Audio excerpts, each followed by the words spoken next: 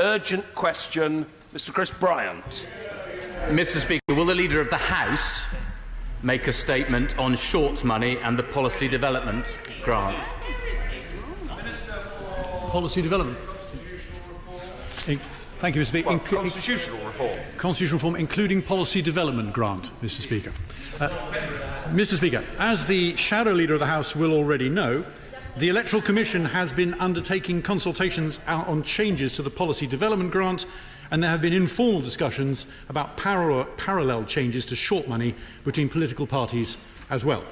I can confirm that we plan to initiate further, more formal consultations on short money shortly. There will be plenty of time and opportunity for views to be expressed from all sides of the House, and I am sure if the Shadow Leader runs true to form that he will use these opportunities well. I am also required, under the terms of the Political Parties Elections and Referendums Act, to lay a statutory instrument before the House to adjust the shares of policy development grant between political parties to reflect the results of the recent general election.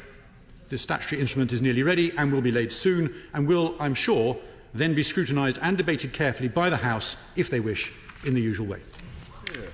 Mr. Chris Bryant. Mr. Speaker, does the Minister agree that it cannot be right for opposition parties to be under-resourced, particularly when the government have increased substantially from taxpayers' money the resources they receive for their own special advisers? Mr. Speaker, those are not my words, they're the words of Sir George Young when he was the Conservative Shadow Leader of the House, arguing for even more short money for the Tories when the Labour government trebled it for them in 1999. In opposition, the Prime Minister said he would cut the number and cost of special advisers, yet in government he has appointed 27 more special advisers than ever before, and the cost has gone up to the taxpayer by £2.5 million a year. There's a word for that, Mr. Speaker, but it's not parliamentary. In opposition, the Conservatives banked £46 million a year in short money, yet in government they want to cut short money by 20% for the opposition. There's a word for that, Mr. Speaker, but it's not parliamentary. How can it be right for the government to cut the policy development grant to political parties by 19% when it's not cutting the amount of money spent on special advisers of its own? Surely history has taught us that an overweening executive is always a mistake. Surely, if a party in government needs financial support in addition to the civil service, then it's in the national interest that all the opposition parties should be properly resourced as well. The government have briefed journalists that they will publish their proposals on short money tomorrow in the recess, and that's basically what the Minister just admitted now. But surely this is above all else a matter for this House. Short money was created by this House, and amendments have to be agreed by this House, so surely this House should hear first. So why has the Leader of the House made absolutely no attempt to meet me or any other of the political parties for proper consultation on this? Why did he fail to turn up for 3 meetings yesterday? And why, frankly, isn't the Leader of the House doing his proper job and standing at the dispatch box today? Mr. Speaker, what's the word for this behaviour? Is it shabby, tawdry, or just downright cynical? Well, Mr. Speaker, I should start by apologising fulsomely for not being Chris Grayling, the Leader of the House. I'm sure that the Shadow Leader of the House is looking forward to his weekly arm wrestle. But in the meantime, I hope that he will take this in the spirit of having the other policy minister, I'm responsible for policy development grants, responding to his question, and treat this as an amuse-bouche for his later workout with the Leader of the House. I would also like to clarify one further point, if I can, Mr. Speaker, which is that I did not say we were launching proposals. I said we will be launching further consultations, and it is extremely important to understand that consultations involve a dialogue, and it therefore means that the Shadow Leader of the House determined assault is rather blunted by the notion that he will have a huge opportunity to contribute, as will other people on all sides of the House, as required, as soon as this consultation is launched. I should also point out, Mr. Speaker, and this is, I think, an important point which the Shadow Leader of the House, I'm sure, inadvertently managed to gloss over, which is that, unlike the impression given by his remarks, short money has actually risen very substantially over the course of the last 5 years. It's gone up, Mr. Speaker, by more than 50%.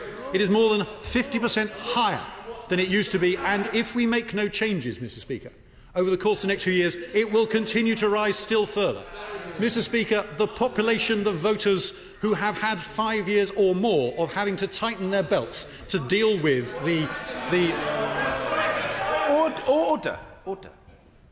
The Minister's remarks, I appreciate that this is a high-octane issue, and it's because I judged that it should be treated of today that the urgent question was granted by me. But members must listen to the Minister, who is, to be fair, amongst the most courteous of ministers. He must be heard, and then there will then be a very full opportunity for colleagues to question the honourable gentleman. Minister Penrose. Thank you, Mr. Speaker. And I would just finish what I was saying by saying the country will not understand why politicians should be exempt from having to deal with the effects of the financial deficit which we were bequeathed by the last Labour government. The only reason why we have to tighten our belts as a nation, Mr. Speaker, is because of the whopping financial deficit which we were bequeathed by the last Labour government. And it cannot be right that politicians should argue that they should be in some way exempt, a special class, and not have to do their bit.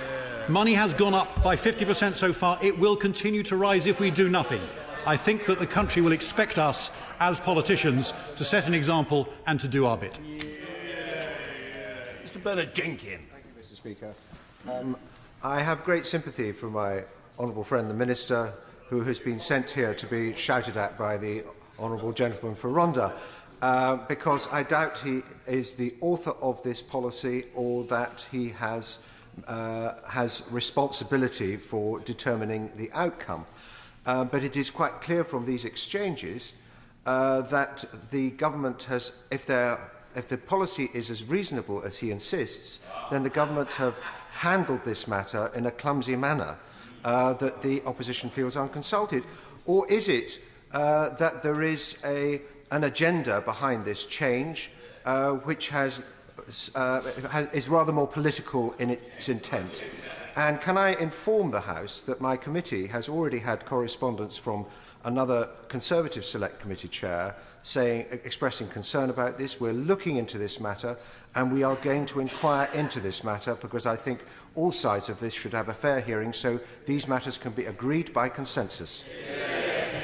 Well, Mr. Speaker, obviously I welcome the Select Committee Chairman's pledge of a further consultation. I think that will give us further opportunities to air the issues around this, in addition to, and possibly in parallel, depending on the timing, with the consultation which I have just mentioned in my earlier remarks.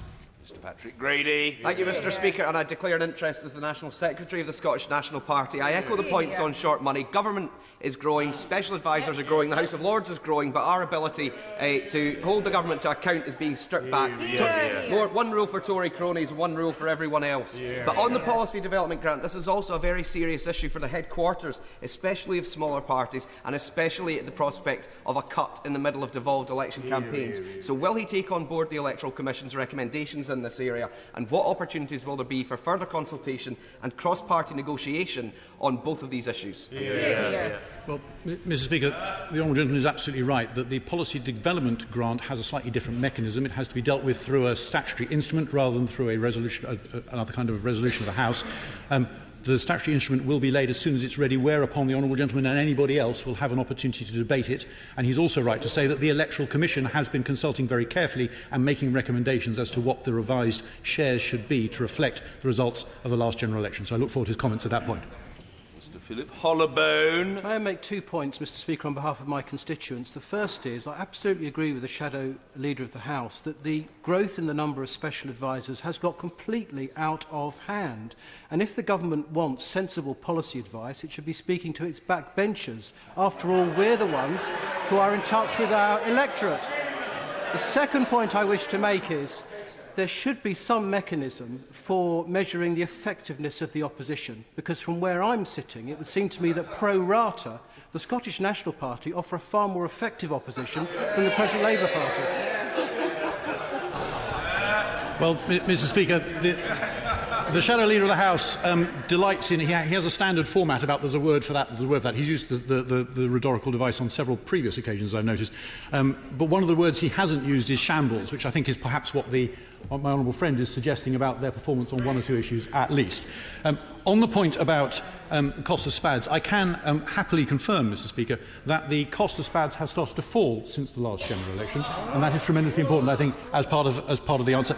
And also, I heartily endorse his point that governments, in order to remain in touch with both the feelings of the House and also of the electorate, need to listen to backbenchers as well as to others very carefully indeed. Mrs. Margaret Beckett. Thank you, Mr. Speaker. Is the Minister aware that I was fortunate enough to be the Leader of the House who put through the settlement on short money to which my honourable friend has referred? At the time, we had a massive majority and every opportunity to use office to disadvantage our opponents had we wished. The Conservative Party was politically and on its knees and financially as close to it as it had ever been. We had experienced one of the features of the proposal that's being considered is freezing the grant after it has been cut. We had experienced inflation of 10 to 15% under the triumphant Conservative government that preceded us. And consequently, not only did we treble the money and make special provision for the special needs of the Leader of the Opposition, but we inflation-proofed it. That's why the money has gone up for the last 5 years. It's his own record of inflation that he's criticising. Well, Mr. Speaker, the right honourable lady makes a very important point, but there is a crucial difference between the situation that when she was in charge and the current situation. And the crucial difference is simply this, that we have a huge deficit to deal with. They had inherited an economy which is doing incredibly well and a set of government finances that were in a far stronger position. The difference is the deficit. The reason for the deficit is sitting opposite me, and I'm afraid, Mr. Speaker, that is the reason why politicians and the rest of the country have to tighten our belts. Mr. Michael Fabricant. Would my honourable friend, despite all the outrage opposite, just remind us again precisely how much short money has risen since 2010? Thank you, Mr. Speaker. The answer is it's gone up by 50% when everybody else has had to tighten their belts, and if we do nothing, it will continue to rise further. Mr. Douglas Carswell. I'm delighted that the government is cutting short money, and few things this administration have announced have pleased me more. Does the Minister agree that this is public money and that the public will deeply resent this being spent on politicians to do more politics? Does he agree that the rules on short money need to reflect the fact that the cost of doing politics, of doing policy, of doing research and of communication have come down? We live in a world where Google is at our fingertips. We do not need an army of researchers. We live in a world of Twitter and blogs. We do not need a whole department of press officers. Does he agree that the public will resent using public money to pay for SPADs and special advisers and shadow special advisers who've watched too much of the West Wing to sit in Portcullis House at public expense? Mr. Speaker, I would agree with very large parts of that. I think that the public will look at these contributions from the public purse, funded by taxpayers and therefore taxpayers who don't have a choice, unlike other forms of political donation where people do have a choice. And they will wonder why the political classes think that they should be exempt, particularly because, as he rightly points out, it is far more possible nowadays to do this work in an efficient fashion and to deliver greater efficiencies than in the past. I believe that, in fact, he, in the past, has turned down some potential allocations of either short money or policy development grant, which he was theoretically entitled to, and I would compliment him on that principled stand. John Glenn. Thank you, Mr. Speaker. As somebody who managed short money and the policy development grant for the Conservative Party when we were in opposition, I do think they are critical elements of what we need to function effectively in a democracy. However, I do recognise that the grants have increased significantly, but I would just gently say to the front bench that when making proposals about the future of these sums of money and how they'll be spent, that due consideration is made of the risks of the money being spent more broadly in political parties, and also the opportunities that exist to actually fund a lot of this work from sources outside of political parties in the modern age of politics. Mr. Speaker, my honourable friend is absolutely right, and he speaks, as he mentions, from personal experience on this. I think that the crucial point that we all need to remember is that whoever is in government the guiding star has to be that whoever is in government, they will at some point be in opposition in future. I hope not for a great deal of time in our case. But therefore we have to come up with rules which we are all happy to live with, whichever side of this aisle we are on. Mr. Nicholas Brown. Is setting to one side all the conventions for dealing with issues of this kind. There is no precedent for the government proceeding in the way in which the government is doing. In fact, what the government's doing doesn't amount to anything more than Bullingdon Club bullying of Parliament, with the government treating Parliament as if it was a department of government and an unfavoured department of government at that. Will the Leader of the House tell us what he has done will the Minister tell us what he has done to defend and it ought to be the Leader of the House, incidentally, Mr. Speaker, but will the Minister tell us what he has done to defend the interests of Parliament rather than the narrow political interests of the Conservative government? Well, Mr. Speaker, I would gently and respectfully demur from the right honourable gentleman's starting point, because I think the fact that we are, as I said, we've been undertaking some informal discussions between parties, and we are planning to make those much more formal in future, will mean that there is plenty of opportunity for cross-party views to be gathered. There is absolutely no intention to subvert the will of Parliament, and in fact, Mr. Speaker, as you will know, whatever the proposals are have to come back for debate and passage through this House when they eventually materialise. Mr. Oliver Colville. Mr. Speaker, could my honourable friend tell me in cash terms how much money we're talking about here? And if he doesn't know now, would he write to me about it, please? Minister. I shall.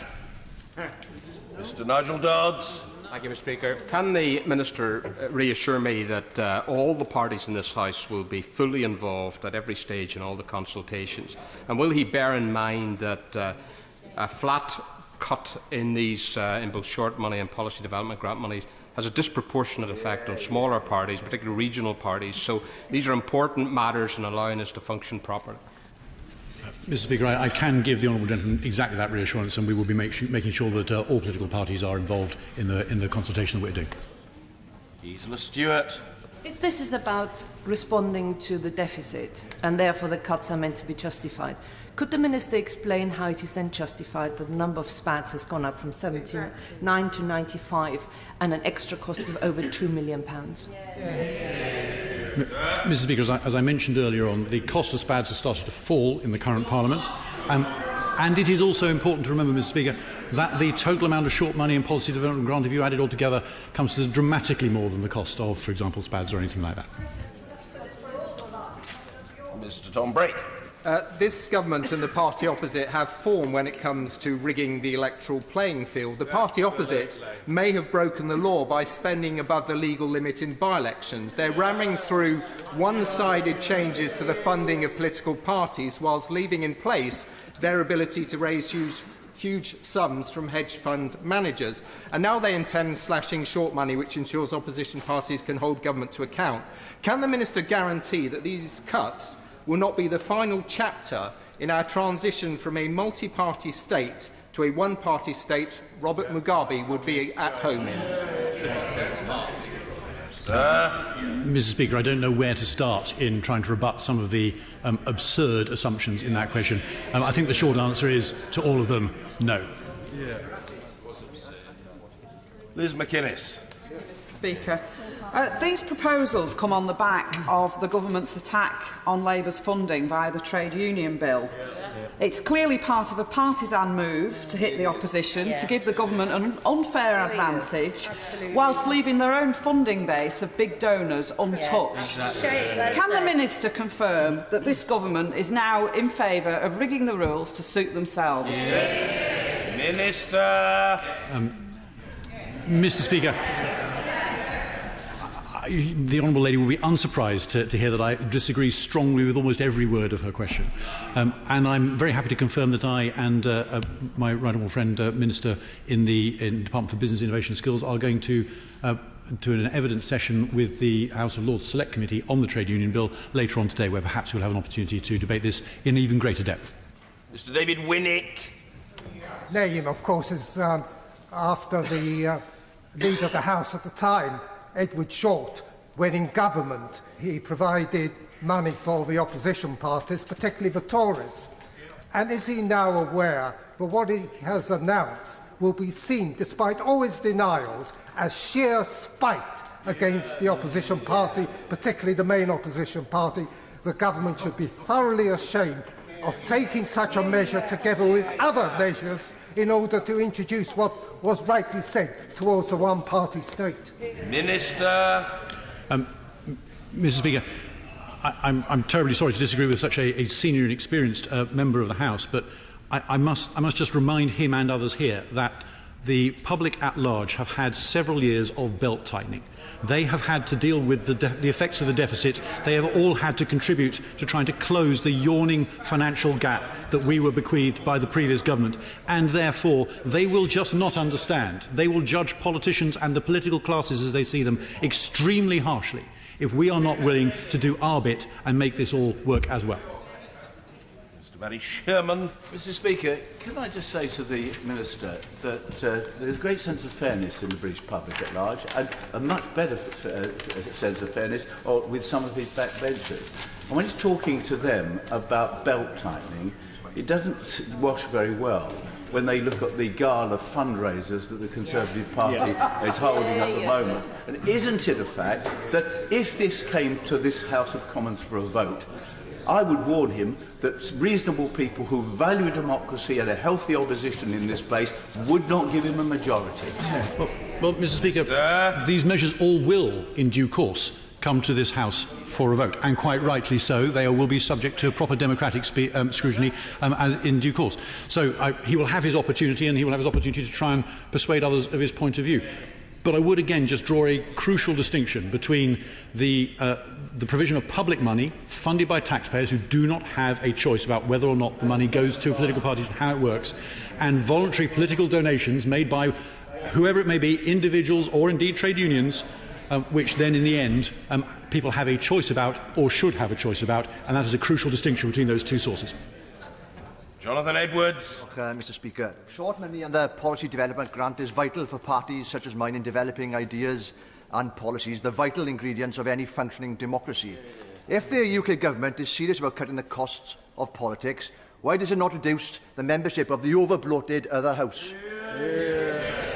Well, Mr. Speaker, we are extremely serious about cutting the costs of politics. We, as you will know, Mr. Speaker, have plans to reduce the size of this chamber from 650 odd to 600 MPs, as was agreed under the last Parliament. And the number of peers, while the number of peers is going up, the cost of the upper house is in fact falling, and I'm sure that he will welcome that news. I'm sure also that he will welcome the news that there are ongoing political discussions on a cross-party basis about how other reforms might be effected in the House of Lords as well. Paul Flynn. If the money for democracy is cut and the ermine-clad pantomime of the House of Lords is further bloated, contrary to what the Minister just said, isn't it likely to bring shameless hypocrisy into disrepute? There's an awful lot of negatives in that question, Mr. Speaker, but I think I get the honourable gentleman's drift. I would take his point that there are concerns over the overall size of the House of Lords. I think it is important for us not to forget that they have managed to reduce their total costs. I think that is vitally important. And as I mentioned before, there are ongoing cross-party discussions on how the question of the overall size might be addressed. And I would encourage their lordships to continue those discussions and, with any luck, to produce some proposals shortly. Hugh Stevens. Thank you, Mr. Speaker. This morning the Minister has repeatedly talked about tightening belts, but can you confirm that when in opposition his party took every penny of the £4.8 million short money they were offered each year? No tightening of the belts there. Minister. Mr. Speaker, I can't speak for what happened while we were in opposition, but what I can confirm is that we have on occasions handed back parts of, I think, the policy development grant because we were unable to spend it, and we felt that it was appropriate to make sure that the taxpayer was reimbursed. Valerie Vaz. Mr. Speaker, 63% of the British population did not vote for this government. They need to have their voices heard when policies hurt them. This isn't about money for hotel rooms in by-elections. This is about democracy. So could I ask the Minister if he could start the consultation after my honourable friend's select committee has reported? Mr. Speaker, I think we're all anxious to crack on with this as we can, so we would like to start the consultation shortly. And I think, given the level of interest that has been evident during this UQ, I think that if we delayed that, then we would be criticised further. So I'd like to get on with it soon if we can, and allow plenty of time for people to respond over a period of weeks. I'm sure that my honourable friend, the right honourable friend, the chairman of the Select Committee, will also understand that timetable and will time his committee's investigations appropriately. Nick Thomas-Symonds. Thank you, Mr. Speaker. The Chancellor of the Exchequer has increased the pay to one of his special advisers by as much as 42%. Why on earth can it be justified that the Chancellor of the Exchequer lectures the rest of us on tightening our belts, but it doesn't seem to apply to him? Mr. Speaker, as I mentioned before, the total cost of SPADs since the general election has started to fall. Jim McMahon. Thank you, Mr. Speaker. This cannot be taken in isolation. The fact is the government doesn't like being held to account. That's precisely the reason why we've got the trade union bill. It's precisely the reason why charities are being gagged in the charities bill, and it's precisely the reason why you're cutting the money to the opposition. The truth is, you might be able to win a vote, but you cannot win the argument. Well, Mr. Speaker, I keep on coming back to this central point. It is perfectly possible to undertake the policy raising and policy development tasks more cheaply than before, as the honourable gentleman who represents UKIP mentioned before. And the rest of the country will not understand why, when everybody else has had to become more efficient, politicians should somehow be a special case. They will accuse us of feathering our own nests, and it will be extremely hard to justify that kind of action to anybody else outside this place. Jim Fitzpatrick. Speaker, you said at the beginning that the Minister was one of the most courteous in the House, and indeed he is. He's been in denial now for the best part of half an hour. Does he not accept that the impression that's being gained outside, with the combination of the Trade Union Bill attacking Labour Party funds, the boundary review, which is likely to favour the Conservative Party, and the reduction of short money and policy development money, gives the impression that the government's acting like the bully in the playground, and the damage isn't going to be inflicted on a child, it'll be inflicted on the integrity of Parliament and the health of our democracy?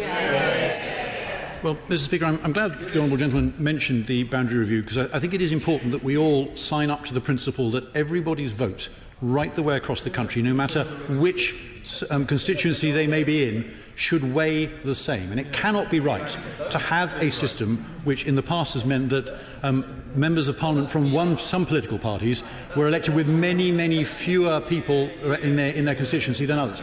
And in fact, therefore, people may justifiably ask why the Labour Party, which benefited from the system for a very long time, is so against the notion of having equal votes for equal weight in future. Therefore, I would commend the new changes and the equality and the equalisation of the size of constituencies to all here. Cat Smith. Thank you, Mr. Speaker. The Minister is desperately trying and failing to justify the cut of 19% to the short money in the context of a trade union bill which takes funds from the Labour Party and stuffing of the House of Lords and changing of the electoral register and the changes of the general election boundaries. Will he now admit that the so-called One Nation Party is trying to create a one-party nation? I compliment the honourable lady on a well-rehearsed soundbite, but I have to say I'm not feeling terribly desperate at the moment. I'm feeling quite principled, because I think that what we are doing is trying to make the system fairer and make sure our democracy works in a fair fashion and a more fair fashion in future. Diana Johnson. The Minister has said several times that we all need to tighten our belts. So can he just answer the question, how come the Chancellor of the Exchequer can increase his SPAD's pay by 42%? Just answer the question, please. Mr. Speaker, I believe I already did. The cost of SPADs has fallen since the general election. Mr. Adrian Bailey. Thank you, Mr. Speaker. The Minister is right when he says that in times of austerity, politicians have to take their cut in expenditure. Can the Minister therefore give a commitment that any percentage drop in short money for the opposition is more than matched with cuts in expenditure on government SPADs? Mr. Speaker, I can go broader than that. I can promise that the cuts which are being proposed are the same as those which are being applied to all non-protected departments right the way across government. So this is not picking on any one particular area at all. This is the standard cut which every other department which has not been protected has had to deal with, and I think that is an important point to get across to the rest of the country.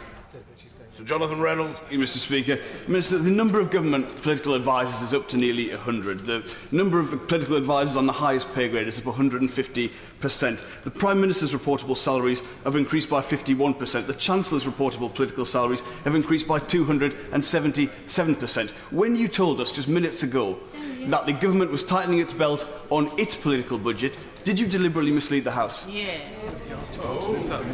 Order. Sorry, I understand what the honourable gentleman, I think, was driving at, but it is wholly disorderly deliberately to mislead the House, and the notion that somebody might do so should not be put to a minister. Now, the honourable gentleman is extremely felicitous of phrase, and I feel sure that he can find another way of conveying the thrust of what he wishes to communicate to the minister, which I very politely now invite him to do. It appears the facts contradict the Minister, so I just wonder if he has made an inadvertent mistake in the statement he has made to us today. Very dexterous. Thank you. Minister. Not as far as I'm aware, Mr. Speaker.